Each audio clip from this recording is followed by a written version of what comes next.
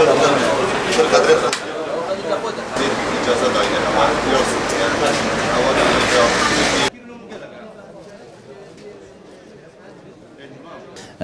بۆم دەرفەتە سڵاو لە بینەرانتان هەرۆگاگادارن ئێمە لە چوارچێوەی ئەو پلانە ساڵانەی کە دایە دەڕێژین ساڵان سەردانی بەڕێوەبەراتەکانی سنووری بەڕێوەتی گشتی بازرگانی دەکەین لە چوارچێوەی ئەو پلانی کە هەمانە ئەمڕۆ سەردانی بەڕێوەبەراتەکانی سنووری پارێزگای دووهۆکمان کرد بۆ دوو مەبەست بوو یەکێکیان ئەوەیە بۆ ئاڵوگۆڕکردنی بەڕێوەبەری دروستکراوی دانەوێڵەی دووهۆک کاگنەجم بە کاکسەفین کاویش فەرمانبەرێکی بەڕێوەبەراتی بازرگانی خۆراک بۆ کرایە بەڕێوەبەر و ئومێد دەکەن کە کاکسەفین لە کارەکەیدا سەرکەوتوو بێ و دەستخۆشیشمان کاگنەجم کرد کە لەو ماوەیەدا کارەکانی خۆی ئەنجام داوە و ئیشەکانی کردووە. خەڵی دۆمیشمان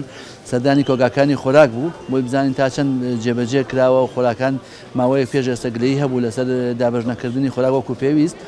ئەمڕۆ سەردانمانکردن حرەکەیەکی باشتر دروست بووە بۆ گواستنەوەی ئەو بەشە خۆراکانە بۆ هاوڵاتیان ومێ دەکەین لە ئەم چەند ڕۆژەی ئایندەدا حرەکە زیاتر بێ بۆ ئەوەی ئەو خۆراکی کە هاتوۆتە ناو کوکاکانەوە دابەش بکرێ. خەڵی سێمیشیان بۆ هاتوونەتە بازار ڕۆبووی خۆمان بە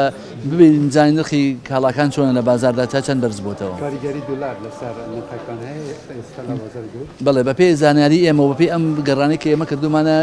کاریگەریکی بۆ دەرەجەی نەبوو هێشتا ئێمە لەبەر دووهۆ یەکەم بەتایبەت کاڵا خۆراکیەکان لەبەر ئەوەی خۆراک بەردەوام دابەش دەکەین کاریگەریکی زۆری نەکردو چونکە خەڵک پێویستی بۆ کڕینی خۆراک نیە ئێستا زۆر ئەو بەشە خۆراکە بەکاردێنێ ئەوە بەکاردێنێ بۆیە کاریگەریکی بە دەرەجەیەکی زۆر نەکردە لەسەر بەرزبوونەوەی نرخەکان. اگه کوکه ها دا بجین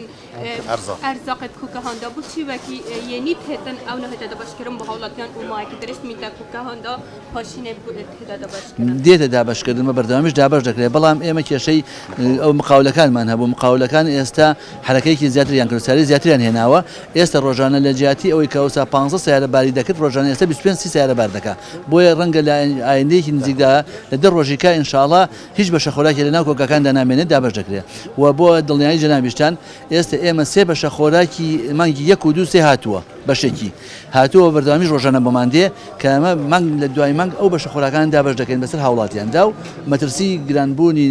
نرخی کاڵای خۆراکی بە تایبەتی نییە و بەشە خۆراکیش بەردەوامە دابشکردن. هيفن بهدا يعني غراق دي خوراكك يعني يتخوك كباش دیسان همی جوران دی دابش کرد. افچند راسته؟ بالنسبة خوراکەوە ئەوەی کە هەیە لە ڕابردوو چۆن بۆ هەروە بۆ بەڵام بەشە خۆراکێک زیادی کردو بۆ ئەوانەی خاوەنی ڕێعای اجتیماعینەوەی ناویان لە چاودێری کۆمەڵایەتی هەیە. ئێمە لە هەرێمی کوردستان هێشتا قایمەمان تەسلیم بەوان نەکرد چونکە داوایان نەکردبوو چەند وەختە بەڵام ئێستا داوامان لە وەزارەتی کاروباری کۆمەڵایەتی کرد بە پەلە قایمێک حازرکەن بۆی ئێمەش بێبەش نەبین لەو بەشە خۆراکە کە 200 گرام چایە 250 گرام شیرە 1 لیتر زەیتە لەگەڵ 1 کیلۆ ئاردی سفر لەگەڵ 1 کیلۆ شەکر زیادە ئەمە دەدەن بەوانەی کە خاوەن پێداویست تایبەت و چاودێری کۆمەڵایەتی ناویان تۆمار کراوە بە هەموو ئام ناگرێت لە ئێستادا وەرد ناگرێت بەڵام لە ئایندێکی نزیکدا ئێمە ئەو قایمانە تەسلیم دەکەین بەپێی ئەو قایمانە بۆمان دێ ئێمەش دابەشی دەکەین لە ڕێی بریکارەکانی خۆراکەوە.